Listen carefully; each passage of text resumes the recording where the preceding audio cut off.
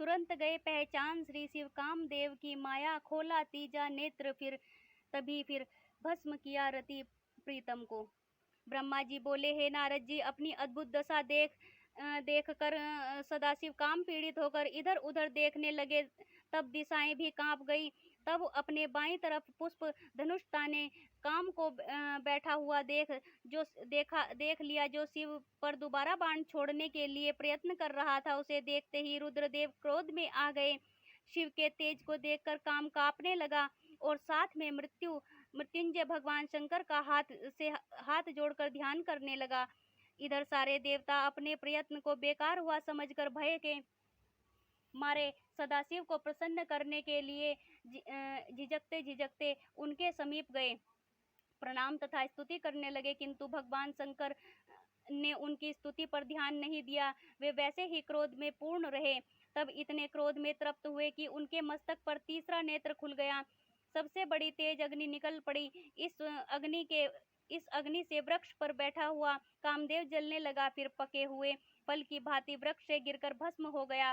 काम के भस्म हो जाने पर देवगण दुखी होकर रोने लगे। श्री पार्वती जी सखियों के साथ घर में चली गई।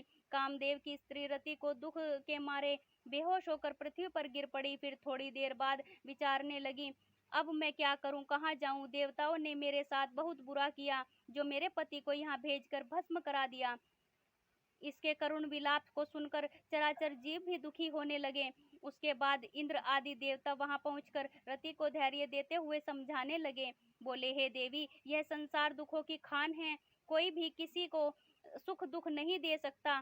सब कोई अपने कर्मों का फल भोग रहे हैं। हे रति देवी, धैर्य धारण करो। शोक करने से क्या होगा?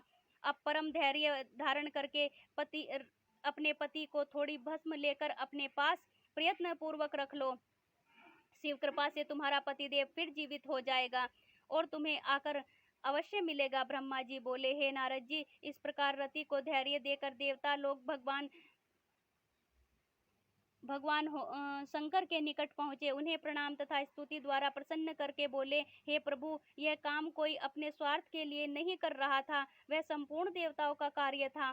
दैत्य तारकासुर संपूर्ण देवताओं को अति पीड़ित कर रहा है। उसी के विनाश के लिए यह उसका कार्य था। अब आप कृपा करके क्रोध शांत करो और दुखित होती हुई एवं रोती हुई उसकी पत्नी रति को चलकर समझाने की कृपा करें। तब सदाशिव बोले, हे ऋषियों तथा देवताओं, अब तो मेरे क्रोध के कारण जो कुछ हो गया सो हो गया, उसका कुछ भी नहीं हो सकता। हाँ, जब श्री कृष्ण भगवान रुक्मिणी के साथ विवाह करके द्वारका में पुत्र उत्पन्न करेंगे, तब उन्हीं में कामदेव का भी जन्म होगा, जिसका नाम प्रद्युम्न होगा। शंबर नामक एक दानव आकर उसे चुरा ले जाएगा और उसे समुद्र में जाकर फेंक देगा, और यह रति उसी शंबर के नगर में निवास कर रही होगी। वहीं समुद्र में फेंका हुआ इसका पति वहीं आकर इससे मिल जाएगा। यह सुनकर देवगण कहने लगे, हे प्रभु, जब तक इस रति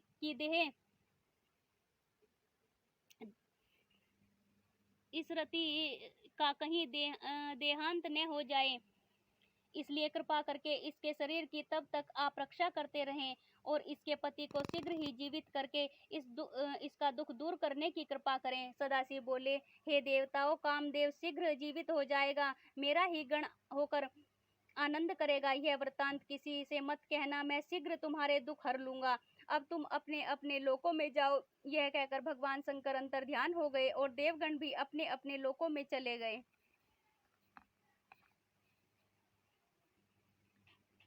शिव के तीजे नेत्र की अग्नि भई विकराल, रोग दई तब ब्रह्मा ने दई समुद्र में डाल। ब्रह्मा जी बोले, हे नारद जी, भगवान शंकर के तीसरे नेत्र की अग्नि द्वारा काम के भस्म हो जाने पर त्रिलोकी के चराचर जीव डरकर मेरे पास आए। उन्होंने अपना कष्ट मुझसे आकर सुनाया। उसके बाद उनका कारण समझकर मैं भगवान शंकर के पास पहुंचा। मैंने देखा कि भगवान शंकर की क्रोध की अग्नि बड़ी भड़क रही थी। उस महान भयंकर अग्नि को मैंने शिव कृपा से रोककर हाथ से पकड़ लिया और समुद्र के पास जाकर पहुंचा।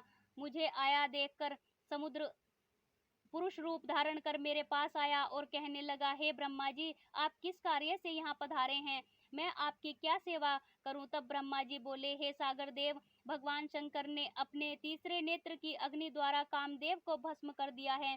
वह सदाशिव क्रोधाग्नि है, उसे त्रिलोकी जल जाएगी। इस कारण से उसे रोक कर आपके पास ले आया हूँ। तुम ही सृष्टि के प्रलय काल तक इसे धारण किए रहो। जिस समय मैं आकर निवास करूं, तभी इसे तुम त्याग देना। इसे भोजन और जल तुम्हें नित्य देना होगा।